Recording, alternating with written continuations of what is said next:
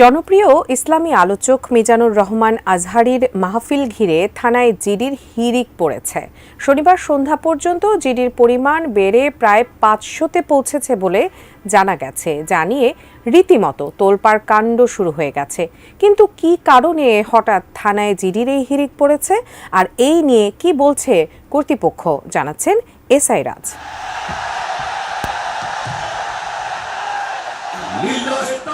শুক্রবার জনপ্রিয় ইসলামী আলোচক মিজানুর রহমান আজহারীর ওয়াজ মাহফিলে যশোরে লাখো মানুষের ঢল নামে। আদ্দিন ফাউন্ডেশন আয়োজিত ৩ দিনব্যাপী এই তাফসিরুল কোরআন মাহফিলের শেষ দিনে ধর্মপ্রাণ মুসল্লিরা দলে দলে যোগ দেন শহরতলির পুলের হাটে মাহফিল স্থলে।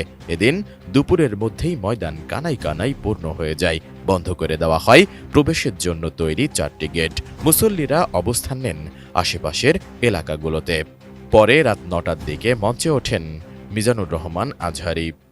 আর ইসলাম দিয়ে আমাদের জীবনকে সাজাতে হবে, ইসলাম দিয়ে আমার পরিবারকে সাজাতে হবে। ইসলাম থেকে, কোরআন থেকে প্রেসক্রিপশন না নিলে জীবন সুন্দর হবে না। কোরআন থেকে প্রেসক্রিপশন না নিলে সমাজ সুন্দর হবে না। কোরআনের প্রেসক্রিপশন না মানলে রাষ্ট্র সুন্দর হবে না। কোরআনের প্রেসক্রিপশন অ্যাপ্লাই না করলে শুধু দুর্নীতি দমন কমিশন দিয়ে দুর্নীতি বন্ধ করা যাবে না। এজন্য কোরআনের আইন আমরা চাই কি চাই না? প্রিয় ভাইয়েরা, হিউম্যান রিসোর্স ডেভেলপমেন্ট, মানব সম্পদের উন্নয়ন, আমাদের সরকার যেন এদিকে নজর দেয়। আমরা যেন এই ব্যাপারে যত্নবান হয়ে উঠি। যাকে আল্লাহ যে যোগ্যতা দিয়েছে, এই যোগ্যতা দিয়ে আমরা যেন ইসলামের জন্য, দেশের জন্য কাজ করি। আমরা যেন আমাদের স্কিল ডেভেলপ করি, আমাদের পটেনশিয়ালকে ডেভেলপ করি। মোরালিটি, ভ্যালিউজ নিয়ে শায়েখ আহমদুল্লাহ আলোচনা করেছেন। এগুলো দিয়ে যেন আমরা আমাদেরকে সাজাই। আল্লাহ তাআলা আমাদের দেশকে তুমি নিরাপদ করো, আমরা পড়ি আমিন। আল্লাহ আমার 18 কোটি জনগণকে তুমি জনশক্তিতে রূপান্তরিত করো, আমিন। আল্লাহ আমরা হাতে হাত রেখে কাঁধে কাঁধ মিলিয়ে ভাইয়ে ভাইয়ে যেন এই দেশকে গড়তে পারি, আল্লাহ তুমি তৌফিক দান করো, আমরা পড়ি আমিন। আমার প্রিয় মহিউদ্দিন ভাই বলেছেন, হুজুর এমন একটা ঘোষণাপত্র দিয়ে যাবেন আজকের এই ঐতিহাসিক যশোরের প্রোগ্রামে, যেটা গোটা বাংলাদেশে মানুষ এটার উপর আমল করে। আমি যে কথাটা বলেছি এটাই, আসুন আমরা আমাদের জনসংখ্যাকে জনসম্পদে ট্রান্সফর্ম করি। আমাদের জনসংখ্যাকে আমরা যেন জনশক্তিতে রূপান্তরিত করি। জনসংখ্যাকে ট্রান্সফর্ম করে জনশক্তি দিয়ে আমরা যেন আগামীর বাংলাদেশ, স্বাধীন বাংলাদেশ 2.0-কে গড়ে তুলি। আল্লাহ তাআলা আমাদের সবাইকে কথাগুলো বোঝার আমল করার তৌফিক দান করুন। শেকড় থেকে শিখরে। আয়োজকরা বলেন, বাংলাদেশের ইতিহাসে এত বড় মাহফিল আগে কখনো হয়নি। এদিন সন্ধ্যায় মিজানুর রহমান আজহারীর বক্তব্যের আগে আস-সুন্নাহ ফাউন্ডেশনের প্রতিষ্ঠাতা চেয়ারম্যান শায়খ আহমদুল্লাহ বক্তব্য রাখেন। আমাদের সমাজে আজ যে সমস্ত ভালো গুণের দুর্ভিক্ষ চলছে, ক্রাইসিস চলছে, অভাব চলছে, এর মধ্যে অন্যতম হলো আজ শিষ্টাচারের অভাব। আমাদের সমাজের চতুর্দিকে আপনি দেখতে পাবেন পরিলক্ষিত হচ্ছে। আমাদের শিশু থেকে নিয়ে কিশোর, যুবক থেকে নিয়ে মধ্যবয়স্ক সকল শ্রেণী মানুষের মধ্যে আজ আদব এবং শিষ্টাচারের ভয়াবহ অভাব আমরা দেখতে পাচ্ছি।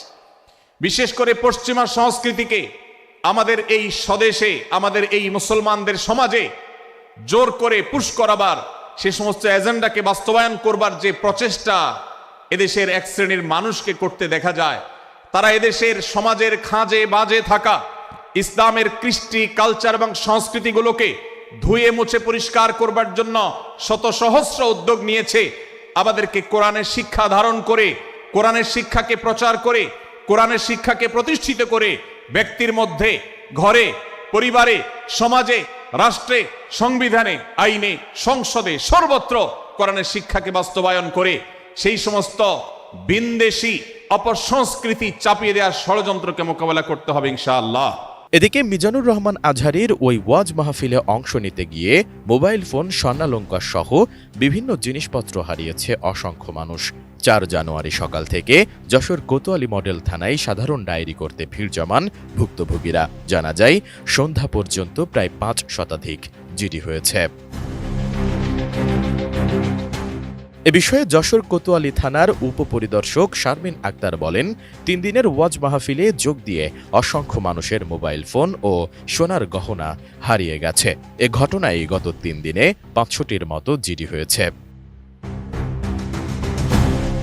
এছাড়া হাসপাতাল সূত্রে জানা গেছে, মাহফিলে অংশ নিয়ে যশোর জেনারেল হাসপাতালে পদদলিত হয়ে ২১ জন ভর্তি হয়। এর মধ্যে রাতেই ১০ জন প্রাথমিক চিকিৎসা নিয়ে বাড়ি ফেরেন, আর ১১ জনের অবস্থা গুরুতর হওয়ায় হাসপাতালেই তারা চিকিৎসাধীন রয়েছেন।